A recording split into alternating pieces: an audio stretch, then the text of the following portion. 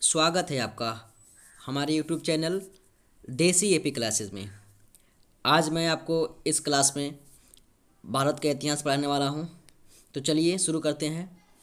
उत्तर में हिमालय से लेकर दक्षिण में समुद्र तक फैला यह उपमहाद्वीप भारतवर्ष के नाम से ज्ञात है, यानी जाना जाता है। देखिए, इसे महाकाव्य तथा पुराणों में भारतवर्ष अर्थात भारत का देश, भारतवर्ष का मतलब हुआ भारत का देश। यहाँ के निवासियों को भारतीय मतलब भारत में रहने वाले निवासियों को क्या बोलेंगे? भारतीय, अर्थात भारत की संतान कहा गया है।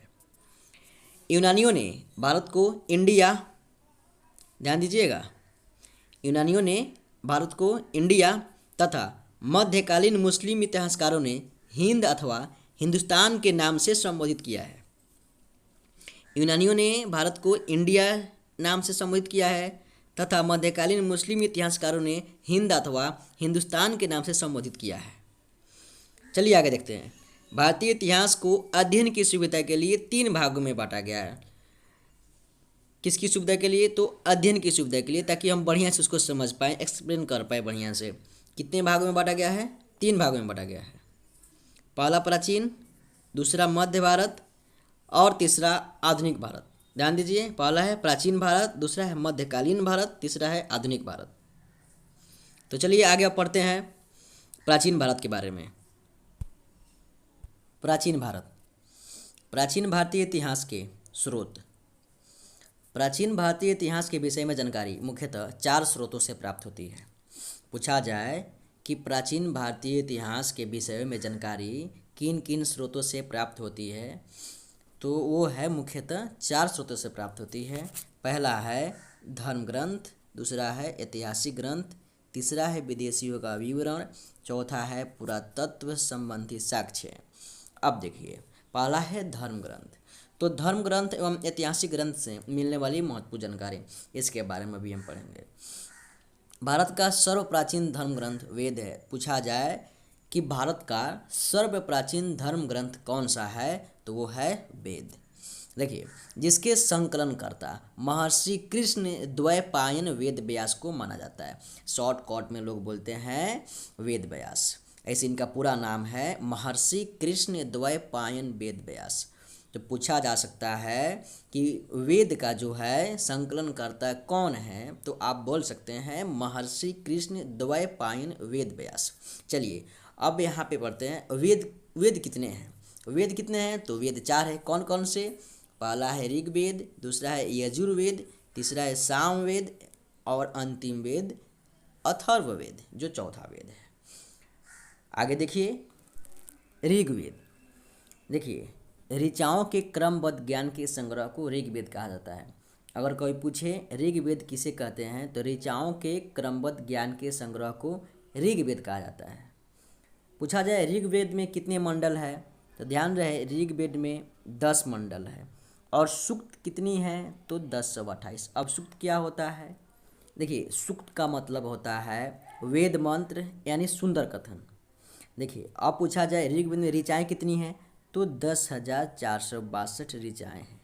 ध्यान दीजिए, इस वेद के, कौन सा वेद? ऋग्वेद के। तो ऋग्वेद के ऋचाओं के पढ़ने वाले ऋषि को होत्री कहते हैं। अगर पूछा जाए होत्री किसे कहते हैं, तो आप बोल सकते हैं ऋग्वेद के ऋचाओं के पढ़ने वाले ऋषि को होत्री कहते हैं। कोई दिक्कत? चलिए, इस वेद से आर्य के राजनीतिक प्रणाली, कौन से? राजनीतिक प्रणाली एवं इतिहास के बारे में जानकारी मिलती है। ऋग्वेद से हमें जो है राजनीतिक प्रणाली एवं इतिहास के बारे में जानकारी मिलती है। देखिए, विश्वामित्र द्वारा रचित ऋग्वेद के 3रे मंडल में सूर्य देवता सावित्री को समर्पित प्रसिद्ध गायत्री मंत्र है। ध्यान दीजिएगा, विश्वामित्र द्वारा रचित ऋग्वेद। अब देखिए यहाँ पे बात है ऋग्वेद के 3रे मंडल, विश्वामित्र द्वारा रचित ऋग्वेद के 3रे मंडल किसके द्वारा रचित? तो विश्वामित्र के द्वारा रचित 3रे मंडल किस चीज़ का? तो ऋग्वेद का।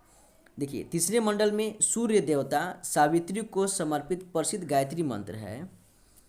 इसके 9वें मंडल में देवता सोम का उल्लेख है। तो पूछा जा सकता है कि ऋग्वेद के 9वें मंडल में किस देवता का उल्लेख है, तो सोम देवता का उल्लेख है। आगे देखिए, इसके आठवें मंडल कौन किसके, तो ऋग्वेद के आठवें मंडल, कौन से मंडल, आठवें मंडल की हस्तलिखित मतलब हाथ से लिखी गई ऋचाओं को खील कहा जाता है। पूछा जाए खील किसे कहा जाता है, तो ऋग्वेद के आठवें मंडल की हस्तलिखित ऋचाओं को खील कहा जाता है।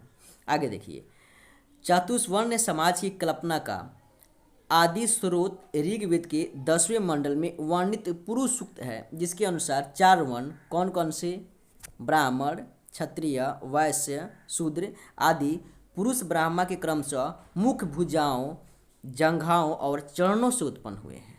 ध्यान दीजिएगा, देखिए ब्राह्मण, क्षत्रिय, वैश्य तथा शूद्र पुरुष ब्रह्मा के क्रमशः मुख, भुजाओं, जंघाओं और चरणों से उत्पन्न हुए हैं। किस किस चीज़ से, तो मुख, भुजाओं, जंघाओं और चरणों। यहाँ पे ध्यान दीजिए, मुख से जो है ब्राह्मण हुए हैं, भुजाओं से क्षत्रिय और जंघाओं से वैश्य और चरणों से शूद्र उत्पन्न हुए हैं। ये इसको ध्यान से समझिएगा, फिर से बोल रहे हैं। देखिए, मुख से ब्राह्मण की उत्पत्ति हुई है और भुजाओं से क्षत्रिय की, जंघाओं से वैश्य की और चरणों से शूद्र उत्पन्न हुए हैं। ध्यान दीजिएगा, धर्म सूत्र 4 प्रमुख जातियों की स्थितियों, व्यवसाय, दायित्वों, कर्तव्यों तथा विशेष अधिकारियों में स्पष्ट विभेद करता है। अगले क्लास में हम यजुर्वेद के बारे में अध्ययन करेंगे।